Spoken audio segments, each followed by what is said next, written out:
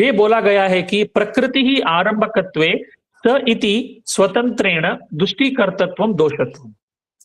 मतलब दोषत्व मतलब एक एक प्रॉपर्टी है दोष का, वो कब से चालू हो जाता है उसके मामले में इधर बोला गया है कि प्रकृति ही आरंभकत्वे स इति। सो हियर व्हेनेवर द प्रकृति इज बीइंग फॉर्म्ड, मतलब शुक्र शोणित का संयोग जब होता है उस टाइम से लेकर ये दोष को कैपेसिटी रहता है टू कॉज दुष्टि। एंड उन्होंने और एक वर्ड, इंपॉर्टेंट वर्ड को हाईलाइट किया है, स्वतंत्रेण, मतलब इंडिपेंडेंटली। हमको पता है कि दोषास आर ऑफ 3 टाइप्स, शारीरिक दोष जो हैं वो 3 तरह के हैं, वात पित्त कफ हैं। तो इंडिपेंडेंटली वो दूषित करने को उनको कैपेसिटी रहता है, स्वतंत्रेण। So it may be individually, it may be in combination of 2 or it may be in combination of 3. So उनको ये कैपेसिटी रहता है and that capacity is from the time of formation of प्रकृति। सो जब भी शुक्र शोणित का संयोग काल होता है उसी टाइम से दोषों को एक प्रॉपर्टी रहता है विशिएट करने का, एंड वो प्रॉपर्टी को हम दोषत्व बोल के बोलते हैं। सो फ्रॉम दैट टाइम दोषत्व इज एक्टिव। इसीलिए हमको वो बीज दोष से हो या आहार विहार से हो, मातुर आहार विहार या महाभूत के कुछ इन्फ्लुएंस से हो, हमको बहुत सारे कंजेनाइटल एनोमलीज मिलते हैं, डेवलपमेंटल एनोमलीज मिलते हैं, एक्सेट्रा एक्सेट्रा, जिसका ये सभी जो एग्जाम्पल्स हैं ये डेफिनेशन का पुष्टिकरण करते हैं। तो इसीलिए हमको it is not that physiological significance, हमको इस ये सभी करने का इंपॉर्टेंस क्या है कि ये सभी हमने डेफिनेशन पढ़ा है, but at the end of the day हमको पता चला कि वो बॉडी को विशिएट करता है और वो मन को भी विशिएट करता है, और from the time of union of male and female gametes उस टाइम से उसको कैपेसिटी है विशिएट करने का। तो ये जो हम फिजियोलॉजिकल हो या क्लिनिकल सिग्निफिकेंस जो टच दे रहे हैं for the definition, that part is very very important. It may be in undergraduation या it may be in post graduation. Okay, ये हमको थोड़ा बहुत टच देना पड़ेगा कि जो स्टूडेंट्स कैन अंडरस्टैंड कि उनको ऐसा ना लगे कि वो सिर्फ श्लोका का ट्रांसलेशन कर रहे हैं। इसीलिए हमको उसका क्लिनिकल मीनिंग चाहिए rather than the translatory meaning। ये हमको बहुत इंपॉर्टेंस देना पड़ेगा कि वो क्लिनिकल टच दे दे, क्योंकि उनको पता है कि वो कोर्स के लिए क्यों आए हैं, यूजी हो या पीजी हो, उनको पता है हाँ मैं इसमें प्रैक्टिस करने के लिए आया हूं, और पीजी के लिए academician etcetera etcetera along with the practice. तो उनको वो देने के लिए हमको ये this particular touch, giving this particular points is very very important according to me. So this and again as I told you that's this 2 slides अगर आप देखेंगे तो total funnelling of the definitions we get. इसके बीच में आप बहुत सारे डेफिनेशंस डाल सकते हैं, बट मैंने since time and other constraints मैंने ये 4 या 5 डेफिनेशन लिए हैं। तो इससे क्या होता है, जो मैंने पहले स्लाइड में बोला था कि वो कन्वर्जिंग डायमेंशन हमको मिलता है कि थोड़ा बहुत स्पेसिफिसिटी से आता है, ब्रॉडर सेंस से फनलिंग होके पिन पॉइंटेड सेंस में आता है ये पूरे definitions. So that is how we have to understand with the clinical significance and the physiological significance. That is very very important. तो हमको सिर्फ mere ट्रांसलेशन नहीं देना। इवन आई एम टेलिंग, ये जो स्लाइड्स में जो आप इंग्लिश मीनिंग देख रहे हो वो ट्रांसलेशन ऑफ द श्लोक है, बट जो मैं बोल रहा हूं वो क्लिनिकल सिग्निफिकेंस है या फिजियोलॉजिकल सिग्निफिकेंस है। So this is more needed to convey, जिससे हमारा साइंस क्रिया शरीर हो उसको थोड़ा बहुत क्लिनिकल भी ओरिएंटेशन मिले, एंड इवन जो पहले स्टूडेंट्स आए उनको भी पता चले कि इट इज नॉट मियर थियोरेटिकल। और ये बात हम सबको पता है कि जब भी हम दोष की बात करते हैं, शारीरिक दोष की बात करते हैं, तो हम we will confine to vata pitta as well as kapha. So everywhere we get that Ayurveda principle is based on 3 doshas, and 3 doshas are Vata, Pitta as well as Kapha. इसके बाद हमको एक और पॉइंट हमको कन्वे करना है स्टूडेंट्स को कि, और जो भी fraternity I wanted to convey to everybody that हमारे पास जो भी चरक में हो या सुश्रुत में हो या वाग्भट में हो, ये वर्ड्स का अहमियत जो है वो थोड़ा बहुत हमको हाईलाइट करना पड़ेगा। मतलब ये भी जो भी नॉमेनक्लेचर दिए गए हैं आयुर्वेद में, उसको हमको मल्टीपल डायमेंशंस में हमको समझना पड़ेगा। And it is based on the तंत्र युक्ति। फॉर एग्जाम्पल, एक वर्ड का आपको एक मीनिंग हो सकता है जिसको एकांत बोलते हैं, या एक वर्ड का आपको मल्टीपल मीनिंग हो सकता है जिसको अनेकांत तंत्र युक्ति बोलते हैं।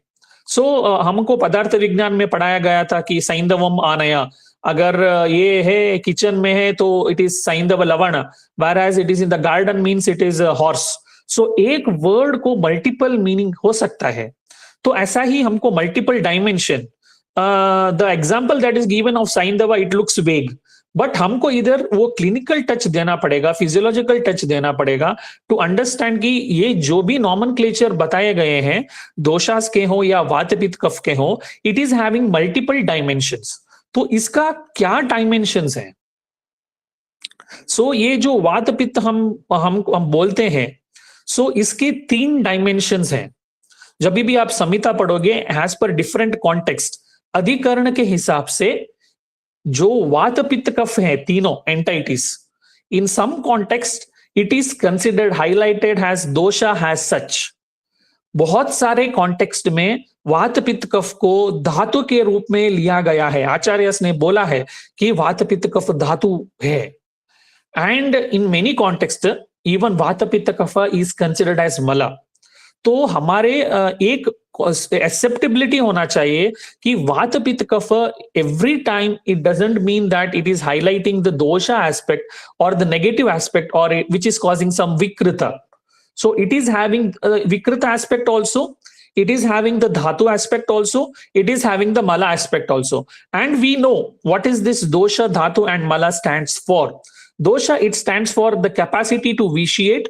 Dhatu stands for sustainability of the body. जो बॉडी को अपहोल्ड करके, उसको विथस्टैंड करके होम्योस्टैसिस मेंटेन करने में जो कंट्रीब्यूट करता है, उसको हम धातु बोलते हैं। और जो मलिन करने में कंट्रीब्यूट करता है और जिसको एक्सक्रीशन होना है, बाहर जाना है बॉडी से, तो उसको हम मला बोलते हैं। तो ऐसे बहुत सारे कॉन्टेक्स्ट में हमको एग्जाम्पल्स मिलते हैं जहां वात पित्त कफ को दोष के रूप में भी बताया गया है, धातु के रूप में भी बताया गया है और मल के रूप में भी बताया गया है। फॉर एग्जाम्पल, अभी चरक सूत्र स्थान फर्स्ट चैप्टर में जहां त्रिदंड सभी का उन्होंने रेफरेंस बोला है, उसी में चक्रपाणी बोलते हैं कि वात पित्त कफ to be considered as dhatus. Totally 13 धातुस हैं, 3 दोषास, 7 धातुस एंड 3 मला। एंड दिस वात पित्त कफ जब भी वो नॉर्मल फंक्शन कर रहे हैं, जो भी हम स्वस्थ डेफिनेशन बोलते हैं, समदोष, समाग्नि, समधातु, मलक क्रिया, तो उस कॉन्टेक्स्ट में हम जो भी बोलते हैं समदोष जो बोलते हैं, तो means it is functioning properly, means it is in the avikrita avastha and it is helping in maintaining the homeostasis. वो इसीलिए वो शरीर के धारण में हेल्प करता है, तो इसीलिए उसको धातु स्वरूप बोल के बोलते हैं। एक स्वरूप ऑफ वात पित्त कफ बिकम्स धातु स्वरूप। और नेक्स्ट जो है, जब भी हमारे प्रज्ञापराध से काल अर्थ कर्माणाम योगो हीनमित्यति मात्रकः सम्यक योगश्च विघ्नेयो रोग आरोग्य का कारणम। एंड दिस पर्टिकुलर नोविंगली और अननोविंगली व्हाटएवर इट मे बी, हम जो आहार विहार या आचार में जो भी हम डिस्टरबेंस लेके आते हैं, जिससे दोषा में विशेषण होता है and it causes imbalance in the स्वस्थ स्टेटस, तो इसको हम दोष रूपी बोलते हैं ऑफ वात पित्त कफ, विच में कॉज सम डिजीजेस। उसको पथ्य के हिसाब से हो या चिकित्सा के हिसाब से हो, उनको नॉर्मलसी में लेके आना पड़ेगा। ये रहा द वैकृत अवस्था फेस ऑफ वात पित्त kapha. That is the second aspect. और जो तीसरा है, जो मल रूपी, even Sushruta Acharya also says, वो एनलिस्ट करते हैं, जब मल को एनलिस्ट करते हैं, उसमें सभी तरह के स्वेद, मूत्र, पुरीश और धातु मल एनलिस्ट करते हैं, उसमें इवन लास्ट में वो वात पित्त कफ भी ऐड करते हैं। और ये जो बोले गए हैं, जो अवस्था पाक में बोला है कि जब भी मधुर अवस्था पाक हो, उसमें कफ का उदीर्ण होता है। उदीर्ण मतलब सेक्रीशन होता है, जो भी म्यूकस सेक्रीशन होता है upper part of the GIT, and that particular thing it goes out along with the faeces. वो बॉडी में नहीं रहता है। सेम जो अच्छ पित्त है, जो बाइल सेक्रेशन, पैंक्रियाटिक सेक्रेशन जो होते हैं, ओके, जो जो in the middle part of the GIT, pashchimashaya, वहां पे जो सेक्रेशन होता है वो भी स्टूल के साथ बाहर जाते हैं। और at the end the food जो लार्ज इंटेस्टाइन, पक्वाशय में आता है, वहां आपके जो इंटेस्टाइन में जो है different kind of bacteria, gut bacterias, उनके साथ रिएक्शन होके जो भी गैसेस प्रोड्यूस होते हैं, and that also excreted out as flatus. So this has to be considered as vata pitta kapha. तो ये मलरूपी वात पित्त कफ हो गए. So even we get that this particular words in terms of commentary, even in the Arunadatta as well as in the Chakrapani commentary of the Avasthapaka आपको clearly मिल जाएगा. तो ये aspect हमको accept करना है कि वात पित्त कफ, it doesn't mean only that it is dosha रूपी, वो धातु रूपी भी है और वो मल रूपी भी है. इसीलिए हमको वो एक पर्टिकुलर एंटिटी से हम रिलेट नहीं कर सकते वात पित्त कफ को. तो ये जो हम अभी बात करें वात पित्त कफ एवरीथिंग, ये हमको 3 different dimensions with the applied physiology और क्लिनिकल फिजियोलॉजी हमको पता चला कि देखो भाई, वात पित्त कफ जब भी वो एबनॉर्मल बन जाते हैं, टॉक्सिन्स के रूप में हो, harmful noxious stimulus which may release many toxins in the body, उसको कंसिडर करना पड़ेगा, which will lead to imbalance, unhealthy conditions.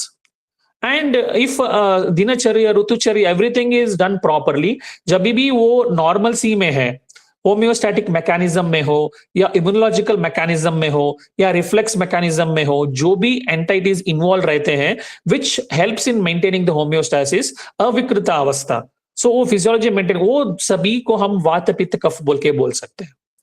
And जब भी हमको डाइजेशन के रूप में आता है, हम जो महास्रोत बोलते हैं, महानिम्नः, सो ये सभी, क्योंकि हमारे जो बोलते हैं रोगा सर्वेपि मंदग्नो, और सुश्रुताचार्य बोलते हैं कि डिजीज 2 तरह के हैं, आमाशय, समुद्र और पक्वा. इतना इंपॉर्टेंस दिया गया है इंटेस्टाइन को. इसीलिए जो वात पित्त कफ जो रिलीज होके एक्सक्रीट हो गए हैं इंटेस्टाइन में, वो मल रूपी वात पित्त कफ है. तो ये सभी डायमेंशंस रहता है. इसका हमको हाईलाइट करके we have to be able to convey the things to the fraternity. So this is about the dimensions of vata pitta and कफा, जो हमको मिलता है संहिता में जब हम पढ़ेंगे, एज पर डिफरेंट अधिकरण and using apt tantra yuktis we get these dimensions. Next, we will go for individual nirukti of vata pitta as well as kapha.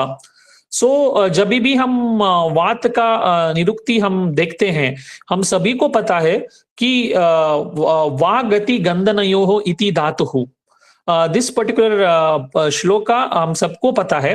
और हम बोलते हैं कि गति मतलब मूवमेंट है और गंधन मतलब बोलते हैं कि स्मेल है. So which is responsible for that. And हमको पुष्टि करने के लिए क्या होता है कि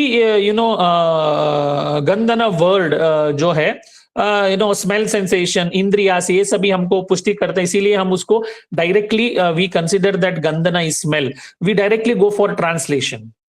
बट ऐसी बात नहीं है. Gati definitely it refers to different kinds of movement, but हमको वो अहमियत देके बोलना पड़ेगा कि गति मतलब it is not only the gross movements that you see, cellular level से लेकर सिस्टमिक लेवल तक जो भी माइनर एंड मेजर मूवमेंट्स हैं उसको हमको लेना पड़ेगा. एंड नेक्स्ट, गंधना वर्ड जो है, जब हम राजमार्तांड बुक रेफर करेंगे तो उस कॉन्टेक्स्ट में ये डेफिनेशन जो दिए गए हैं उसका कमेंट्री राजमार्तांड में हमको मिलेगा कि गंधना वर्ड का मतलब क्या है. गंधना वर्ड का मतलब 4 डायमेंशन में हमको मिलता है. एक है प्राप्ति, प्राप्ति मतलब परसेप्शन, और नेक्स्ट रहा गमन, मींस एक्चुअल मूवमेंट. एंड और 2 मीनिंग आते हैं, ज्ञान एंड उत्साह. ज्ञान मतलब the knowledge as such, and response generating capacity बोल सकते हैं. और उत्साह इधर हम डायरेक्टली अगर ट्रांसलेट करेंगे वो एंथुसियाज्म हो गया. इसके बजाय orientation, the person should be properly oriented to time, place and person. So that particular point, वो उधर का उधर रहना है, existing in time, place, situation, everything is perceiving properly. So वो जो property है उसको उत्साह बोलते हैं. So that particular point is to be considered. तो ऐसा हम 4 वर्ड लेंगे जो उत्पत्ति में बोले गए हैं, that gandhana word is having 4 dimensions, that is prapti, gamana, jnana, utsaha. तो इससे हमको कॉम्प्लेक्स फिजियोलॉजी, जो फर्स्ट पॉइंट्स फिजियोलॉजी में बोलते हैं कि होम्योस्टैटिस मैकेनिज्म हो, कौन सा भी हो, everything in the body can be understood by reflex mechanism. Reflex mechanism is very, very important for the proper functioning of the body, and it is the basic functional entity. तो प्राप्ति जो है, it is perception, मतलब specific receptors are there for specific stimulus, तो उसको प्राप्त करना, that is considered as प्राप्ति here. So the specificity property of the receptor, perceiving that particular impulse, उसको पूरे के पूरे एक वर्ड में बोला है हमारे आचार्यस ने कि वो प्राप्ति है भाई बोल के। और प्राप्ति होने के बाद नेक्स्ट क्या होता है, वो इंपल्स मूव होता है, ग्रेडेड पोटेंशियल, उसके बाद रिसेप्टर पोटेंशियल, उसके बाद action potential. So action potential क्या होता है, it is mobile in nature, that is why gamana, sensory जो एक्शन पोटेंशियल है दैट इज गमना।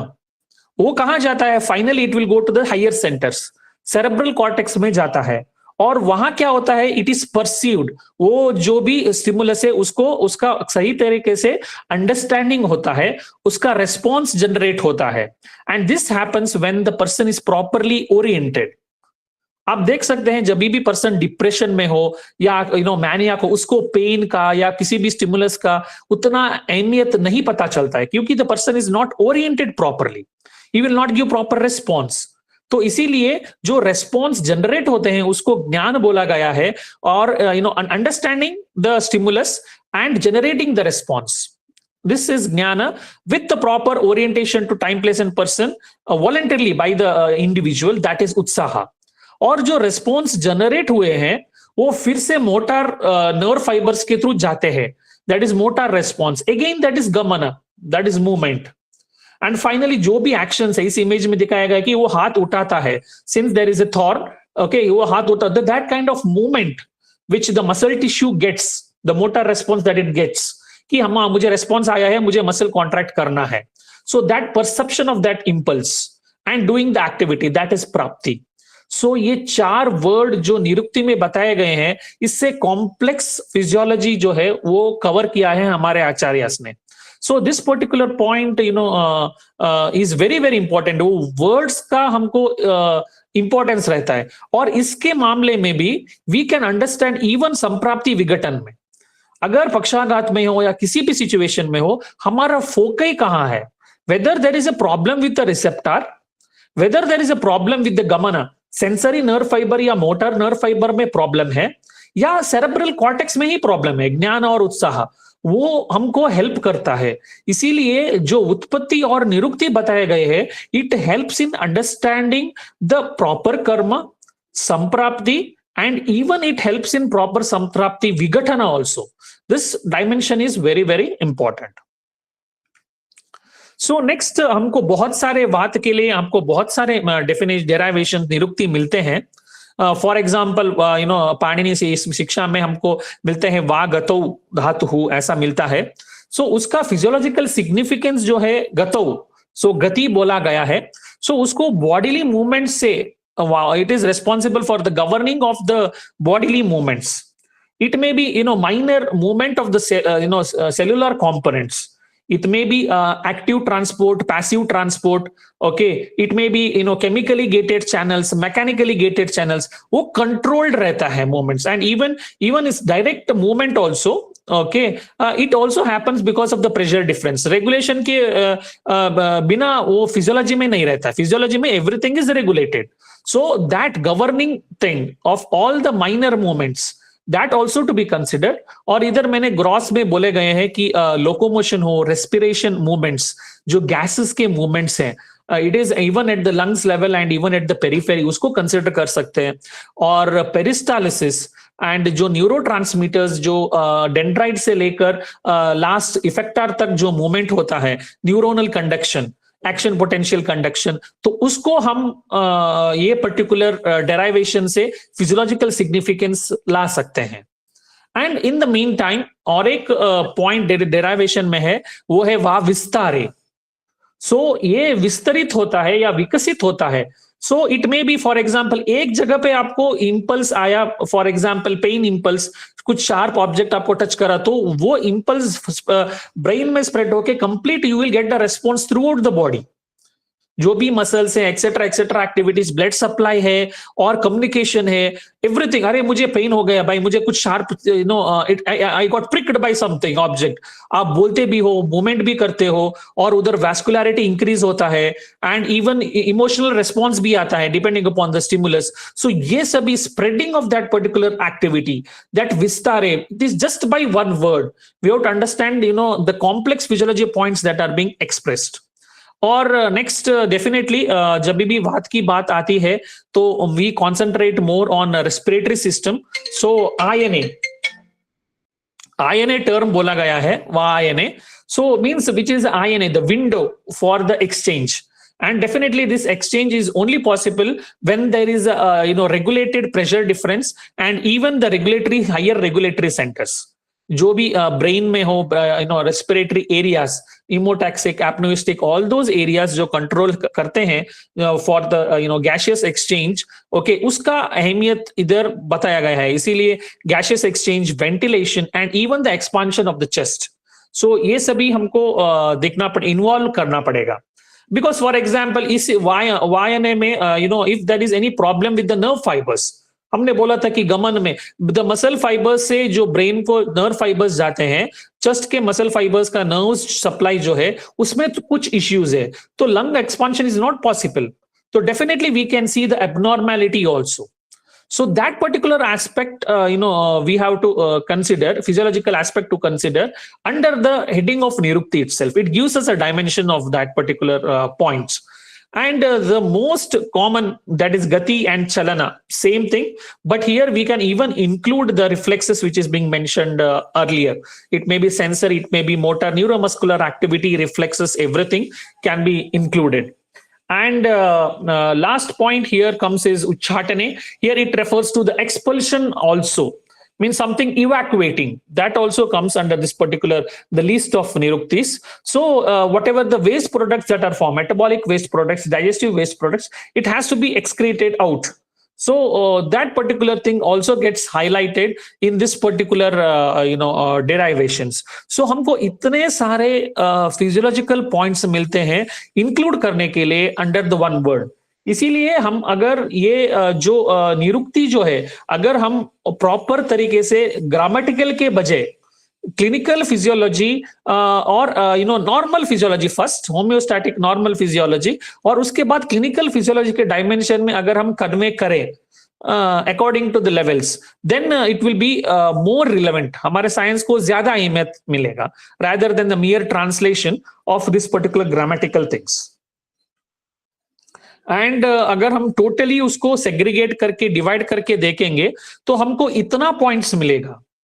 न्यूरोलॉजिकल में neural conduction, reflexes, sensory perception, memory etcetera हमको कवर हो जाएगा। मस्कुलोस्केलेटल में voluntary movements, locomotion, posture maintenance, every proprioception जो हम बोलते हैं वो सभी हमको इंक्लूड हो जाएगा। और सर्कुलेटर में डेफिनेटली हमने बोला है विस्तारे, सो न्यूट्रिएंट्स हो, हार्मोन्स हो, ब्लड सप्लाई हो, सभी वो इंक्लूड हो जाएगा। और वायने जहां पे आयन मतलब इनहेलेशन, एक्सलेशन एंड जो मेन फंक्शन ऑफ एक्सलेशन के टाइम पे जो वाक उत्पत्ति है वो भी पॉइंट इंक्लूड हो सकते हैं।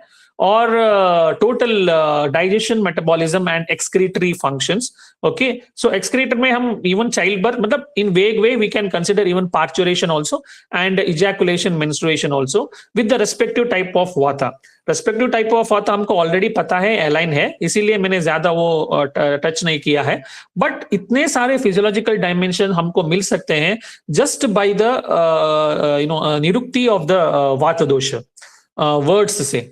So similarly, let us go for पित्त। So पित्त हमको पता है कि जब भी हम बात करते हैं तो तपस संतापे, तपह दाहे, तपह ऐश्वर्ये, ये सभी हमको मिलता है। Then definitely whenever we talk about santapa, then it refers about the temperature of the body, It may be in some cases we apply it localized rise of the temperature in applied physiology, या generalized rise also. And even in physiology हम ऐसा ले सकते हैं कि वो total ताप जो है बॉडी का टेम्परेचर जो है उसके मेंटेनेंस में हेल्प करता है, which we can consider in the physiological terms कि total metabolism, the thermal energy जो प्रोड्यूस होता है द मेटाबॉलिज्म से, उसको ज्यादा अहमियत दे रहा है. It may be at the level of digestive system और सेलुलर लेवल में जो एंजाइमेटिक एक्टिविटी है, मतलब Krebs साइकिल ले लो, ऑर्निथिन साइकिल ले लो, इसमें सभी जो इंक्लूड हो जाते हैं, तो वो सभी एंजाइमेटिक एक्टिविटी से जो एटीपी जनरेट होता है along with carbon dioxide and water, तो this again helps in regulation of the body temperature. तो ये हम अंडरस्टैंड कर सकते हैं with तापा वर्ड.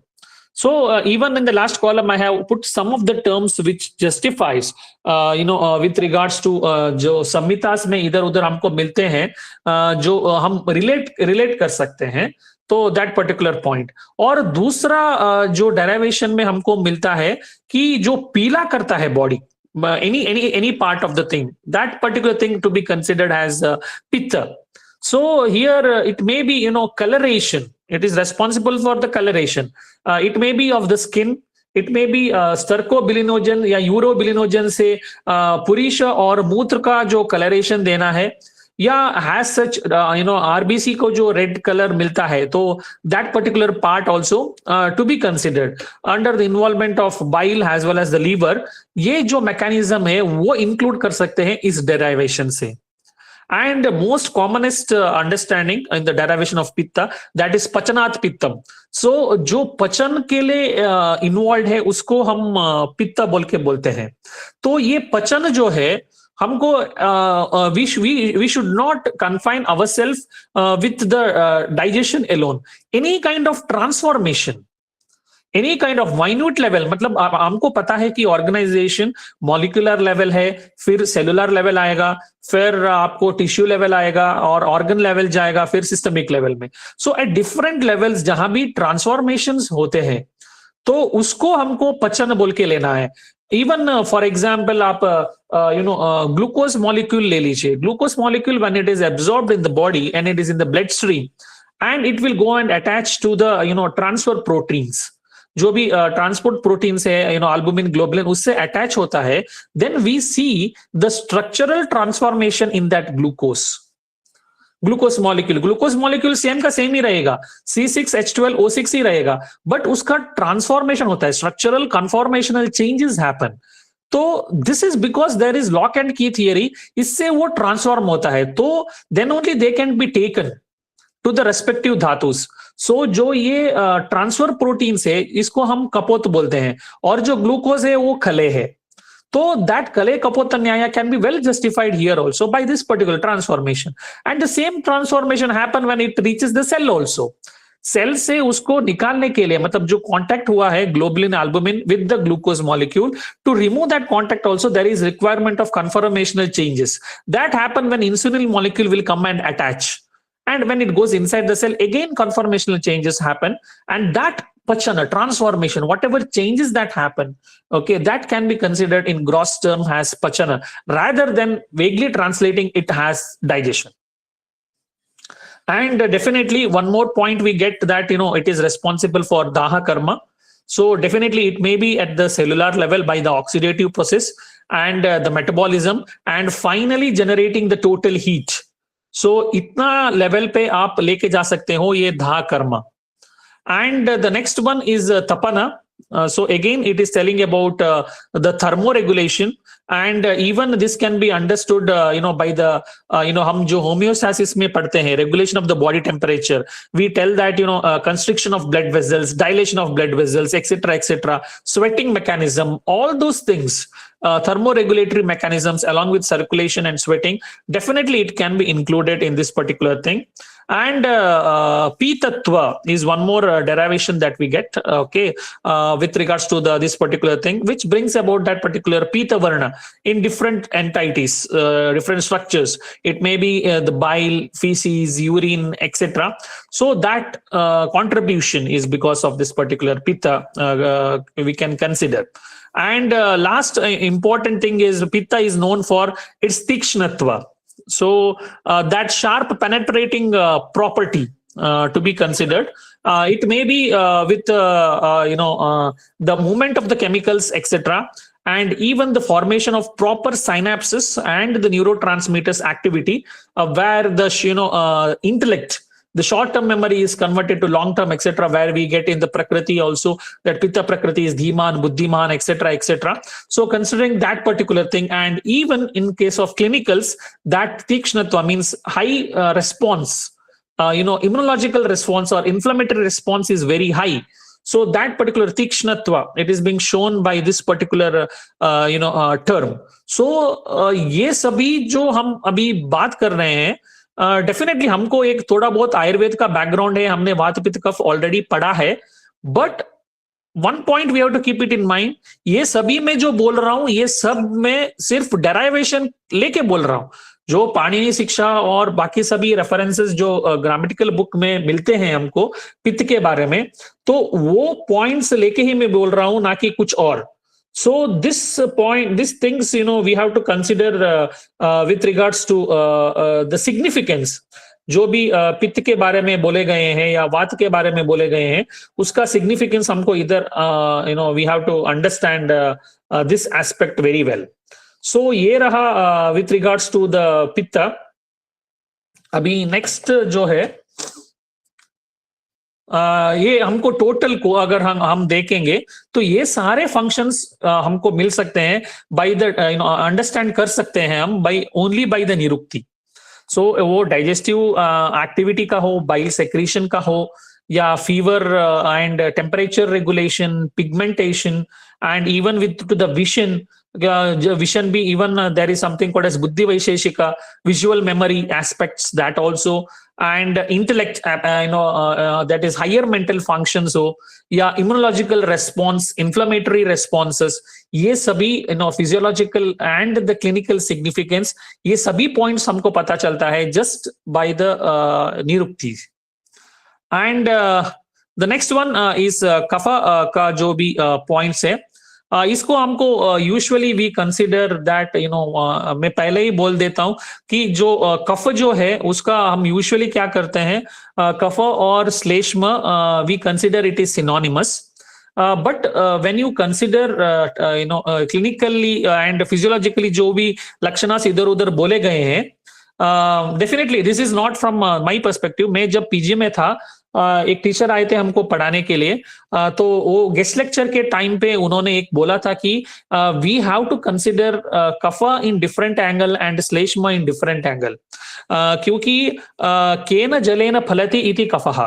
केन मतलब इट इज वाटर एंड जलेन मतलब इट इज अगेन वाटर. मतलब जो कफ का जो ओरिजिन है वो सिर्फ वाटर से है. Whereas when you consider श्लेष्मा, उसका अप पृथिव्याम श्लेष्म है, मतलब ap plus prithvi involvement is there. So जहां भी श्लोक में आपको श्लेष्म मिलेगा वहां आपको अप और पृथ्वी का इन्वॉल्वमेंट मिलेगा, और जहां भी आपको कफ का वर्ड मिलेगा वहां majority of the times you get only ap mahabhuta involvement, jala mahabhuta. For example आप वृद्धि क्षय ही ले लीजिए, जहां पे बोला गया है श्लेष्म वृद्धि में अग्नि सदन प्रसेक आलस्य गौरवम, इसमें आप अगर आप देखेंगे तो you can easily divide the lakshanas under jala mahabhuta as well as prithvi mahabhuta. But वही आप क्षय में जाएंगे तो इट इज डायरेक्टली हाइपोटेंशन. कफे ब्रह्मः श्लेष्माशयनम शून्यत्यम रुद्रवः श्लुत संदिताचा. सो यूजुअली जब हम लॉन्ग टाइम खड़े होते हैं, ये होता है तो धूप में खड़े होते हैं तो हमको गिडीनेस आता है और हाइपोटेंशन होकर हम गिरते हैं. So that particular aspect which is mainly of जल, तो हम उस टाइम पे क्या देते हैं, वी गिव जल टू द पेशेंट. हम उसके मुंह पे वाटर स्प्रिंकल करेंगे और सिप बाय सिप हम उनको बोलेंगे कि आप जल ले लो. सो दिस पर्टिकुलर एस्पेक्ट थोड़ा बहुत हाईलाइट करना पड़ेगा. सो डेफिनेटली श्लिश आलिंगने, ये हम सभी को पता है कि definitely here it is referring to the binding nature और द कॉम्पैक्टनेस. मतलब हमको इवन सेलुलर लेवल पे पता है कि ये सेल जंक्शंस जो हैं मतलब टाइट जंक्शंस हो, गैप जंक्शंस हो, एडहेरेंट जंक्शंस हो, ये सभी हमको लेना पड़ेगा. We have to take at different levels of organisation. It is not that binding and addition we confine ourselves to this. तो हमको इवन एट पीजी लेवल और UG level we should be telling that particular students to give and thought on this particular aspect कि कौन से context में आपको ये आलिंगन अंडरस्टैंडिंग मिलेगा.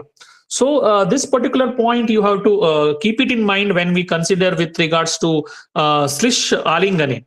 So anyways, at the cellular level it may be, or else even at the complex levels, we have to understand that the compactness, it may be, or else addition type of things has to be considered with regards to this particular term, that is Slish Alingane. And the next one more point here comes is the one which is responsible for sneha amsha in the body, that is to be considered as sleshma. And it is not only with regards to the joints. जो हमारा skin है, जो primary mucosal layer है और it is first line of defence, उसमें जो स्निग्धता ये सभी है उसको कंसिडर करना पड़ेगा. एंड इवन अवर कंजंक्टिवा जो है, ओरल कैविटीज में जो स्निग्धता है, even in the intestines, even in the kidney and ureter etcetera, जो भी secretory aspect, everything it is there. The sneha ansha, whatever it is there, it highlights that particular ansha. तो हम इतने पॉइंट्स हम डिस्कस कर रहे हैं, we will not get pinpointed conclusion कि देखो भाई वात ये है, पित्त ये है, कफ ये है. We are getting n number of things. That's why this vata pitta kapha, it is a very broad term, and we can consider it as the different units of the body. The governing units, the transforming units, and the kind of the compactness or stabilizing units. You can't consider it as one single entity. सो जो तीसरी बात है derivation में बोला गया है कि shleshma word, it is also referring to the sthiratva. So it is not only with regards to the structural but even the functional sthiratva also. मतलब हमारे ईच टिश्यू में टिश्यू मैक्रोफेजेस हैं, डिफरेंट लोकेशंस में हमको इम्यूनोलॉजिकल सेल्स मिलते हैं. आप नर्वस सिस्टम में आपको न्यूरोग्लियल सेल्स हैं, माइक्रोग्लिया, वो फाइट करते हैं. लीवर में कफर सेल्स है, it will fight against the pathogens. So like this we have an number of things which maintains that particular stability to fight against the pathogens. It's not only about the musculoskeletal system which helps in the strength and stability has such, but even the immunological aspects also, वो स्थिरत्व जो है वो लेके आता है. So that aspects has to be considered here. और उसके बाद जो उपलेपन जो है, definitely this particular also will be coming under the shleshma. So it may be the inner layer, inner wise, the mucosal etcetera, and even the outer. जो भी हमको even in any aspect, even in the loco also we can see the one which moves a lot, it get dries a lot. It may be any of the vehicles, fan, all those things. So proper greasing of those things, proper lubrication of those things is very much important. So वो जो lubricating agent जहाँ पे हमको काम करते हैं with for the proper movements, so that particular thing also will be considered under this particular term, that is उपलेपना. So वो protective भी है and even lubrication भी है. फॉर एग्जाम्पल आप इवन बाइल ले लीजिए, बाइल में उसमें डेफिनेटली एसिड फूड जो आता है स्टमक से, it protects bye it's alkaline environment, but उसके साथ it is lubricant also. So lubricating and laxative action is also present. So that particular action, the karma that is being seen, it is highlighted over here, can be understood as this particular lepana along with the mucosal secretions as such. And even in the not only in the GIT, even in the respiratory also, the mucosal secretions jo hai, it is protective also. So that aspect to be considered over here, and which prevents the dryness and the friction. Definitely हम श्लेषक कफ की जो बात करते हैं जो joints में है, that has to be considered over here, that is उपलेपन. And last two aspects which is very important, जो ब्रह्मण के लिए, नरिशमेंट के लिए जो हेल्प करता है, एनाबॉलिक एक्टिविटी के लिए हेल्प करता है, इम्यून स्ट्रेंथ के लिए जो हेल्प करता है. I think that particular shloka जो बताया गया है कि दैट इज प्राकृतस्तु बलम श्लेष्मा, that particular thing to be considered, that is prakrita shleshma is considered as bala, and vikrito mala muchyate. So vikrita is considered as mala also. Here also we get to see that vikrita kapha is nothing but mala. So kapha is mala dimension also, we get that particular part. So and definitely jivana aspect. So it gives to by maintaining proper immunity. And you know that kapha is having one more dimension, that is oja. Again, a bigger topic to discuss. Okay, ojas as well as kapha. So by that, whenever there is ojaha, then there is jivana. Yannasham niyatam nasham. So that particular aspect also to be understood. So इतने सारे physiological points हम cover कर सकते हैं, understand कर सकते हैं just by the considering of निरुक्ति, जो एक एक वर्ड्स बताए गए हैं उससे, by relevant definitions, relevant understanding and relevant correlations and physiological as well as clinical significance. इसका जो imbalance होता है उससे ही तो डिजीज होता है, और जो इम्बैलेंस को मायने रख के अंडरस्टैंड करके उसका विघटन करेगा तो ही चिकित्सा कर पाएगा. तो it is having this particular निरुक्तिज are having role from understanding the physiology, understanding the pathology and even in the treatment. That संप्राप्ति विघटन के लिए भी उसका हेल्प होता है. So this particular aspects to be considered, and overall whenever we consider here functional domain में structural integrity हो या lubricating हो या anabolic activity हो, growth, nourishment etc. even stability जब हम बात करें, it is not only about sharira, even about the mana. That also lakshana we see even in kapha prakriti, that calmness, patience etc etc. And as I told that barrier protections, मतलब जो स्थिरता है, मतलब tight junctions है, it is in the testes or in the brain, all those things has to be considered. इतने सारे functions include हो जाते हैं just by the words. Definitely it seems to be little bit overburden, और हम बहुत सारे points या unnecessary involve कर रहे हैं, but हमको हमारा साइंस, हमारा जो भी बेस है, फंडामेंटल्स है, तो उसको अगर हम पहले से ही क्लिनिकल टच, फिजियोलॉजिकल टच और सिग्निफिकेंस के साथ हम देना चालू करेंगे, then definitely we can come to the mainstream. So that is what Ayurveda, the perspective, the vision of Ayurveda at 2047. तो अगर हम integrated system को लेना चाहते हैं और we have to come to the mainstream of practice, then we have to go hand in hand and we have to show the competencies at different level. It may be at the physiology, pathology, and because that continuity of that particular integration, मतलब जो भी हम क्रिया में पढ़ाते हैं, it should be taken forward to the Rognidana, or Rognidana it should be taken forward to Kaya Chikitsa. So this kind of integration is a must. तो ही उसका फायदा रहेगा. So finally at the end of the day जो भी concept हम बोलते हैं उसका क्लिनिकल यूटिलिटी रहना है और वो जस्टिफाइबल होना है. Some of the times, definitely, it is not that always Yukti is responsible for the success. Sometimes even Edricha also. तो हम उसको differentiate करके trial error method में लेके जाके ये concept को हम सही मायने में clinical significance दे सकते हैं. So at the end, जो भी वात पित्त कफ बताए गए हैं, it is not only highlighting any one structural entity in the body. वो total unit है. डिफरेंट लेवल ऑफ ऑर्गेनाइजेशन में, डिफरेंट फिजियोलॉजिकल फंक्शंस में वो डिफरेंट रूप लेते हैं. It may be at cellular level, it may be at molecular level, tissue level या systemic level पे वो बहुत सारे एंटिटीज को ये करता है and they work in coordination. It is not that it is possible that they work separately. Coordination में होता है. एंड हमको एक ये करना है कि वातपित्त कफः सर्व शरीर चराणाम सर्वाणि स्रोतांसी अयन भूतानि भवन्ति. मीन्स वातपित्त कफ हम ऐसा नहीं बोल सकते भाई कि वो कफ is in the above part, पित्त is in the below part, middle part and वाता is in the below part. वातपित्त कफ is present throughout the body, but उसका site of action, that is what हम translate जब करते हैं वात स्थान बोल देते हैं. बट हमारे जो इधर हासन में आई थिंक आप सबको पता रहेगा, गुरदीप सिंह सर जो हमारे सीनियर फैकल्टी हैं आयुर्वेद में, जिन्होंने इवन अवार्ड लिया है प्रेसिडेंट से, तो वो बोलते थे कि भाई देखो वात पित्त कफ का जो स्थान है ना, वो स्थान अकेला नहीं है, उसमें एक लोप है, वो दोष स्थान नहीं, दोष कर्म स्थान बोलना है. मतलब it is a site of action rather than the location. So वो सभी एरियाज में it is more active.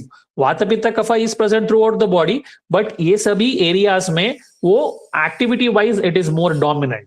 It may be in terms of physiology or it may be in terms of pathology. So by this, I want to end my session.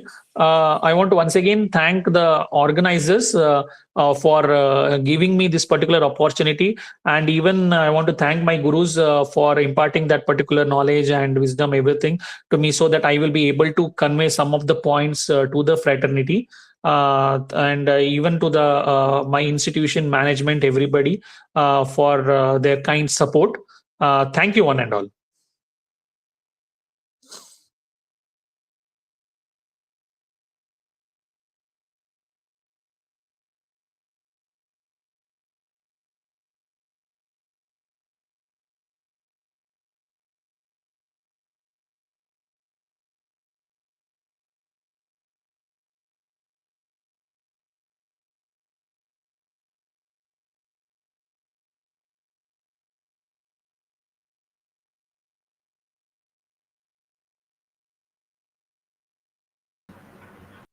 Thank you, sir. Thank you, sir. Thank you. Thank you.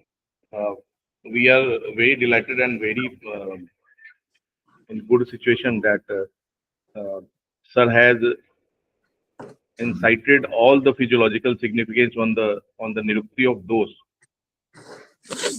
I think all type of the वात पित्त and कफ को जितना भी बढ़िया से होना चाहिए applied physiology की दृष्टि से सर ने बहुत ही अच्छी तरीके से उन सभी पहलुओं को रखा है और समझाने की कोशिश करी है। सर विश्व आयुर्वेद क्रिया जो परिषद है हमारा संभाषा, उसकी तरफ से मैं काफी आपको धन्यवाद देना चाहता हूं कि सर बहुत ही अच्छा रहा सर, और निश्चित ही इसमें जो भी जो टीचर्स, जो पीजी स्कॉलर्स और जो यूजी के स्टूडेंट जुड़े हुए हैं, तो निश्चित ही उनका दोस्त का काफी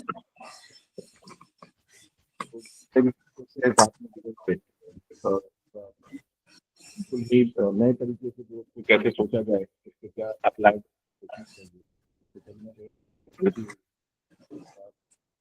इस संबंध में आगे बढ़ते हुए संभाषा में अगर किसका कोई क्वेश्चन आंसर है तो असेस कर सकते हैं करके समझ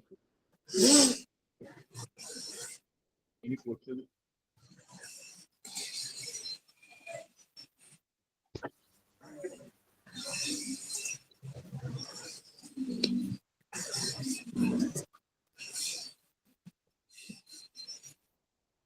Any question?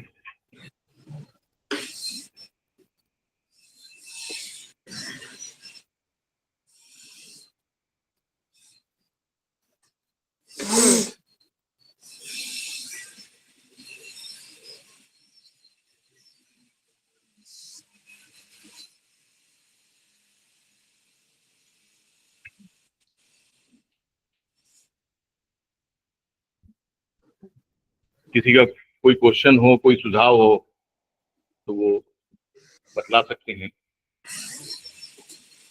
जो मैसेज का इनबॉक्स है उसमें आप क्वेश्चन पूछ सकते हैं।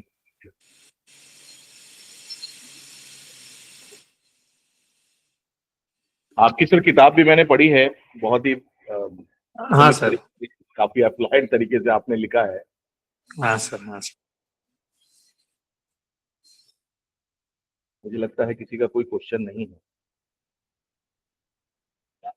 अंततः लगभग आपने सर हर पहलू को काफी अच्छे से समझाया है sir. Thank you sir, thank you. अंत में मैं क्रियाशाली विश्व आयुर्वेद परिषद के संभाषा टीम की तरफ से जो भी